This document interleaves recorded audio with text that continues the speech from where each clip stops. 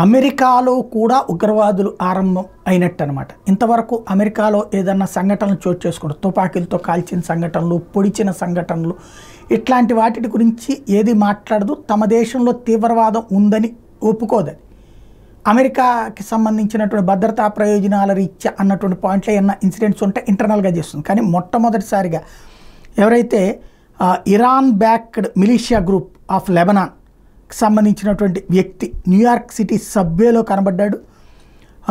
ఇతను middle east ప్రాంతానికి సంబంధించినటువంటి వ్యవహారాలని పర్యవేక్షిస్తుంటాడని, అతన్ని విదేశీ ఉగ్రవాదిగా గుర్తించింది అమెరికా. ఇప్పుడు గతంలో ఏదైతే లెబనాన్ హెజ్బుల్లాకి సంబంధించి లెబనాన్కి సంబంధించినటువంటి హెజ్బుల్లా యాక్టివిటీస్ని పర్యవేక్షించే వ్యక్తి అమెరికాలో ఎట్లాగా ప్రత్యక్షమయ్యాడన్నటువంటి విషయం మీద దర్యాప్తు చేస్తుంది.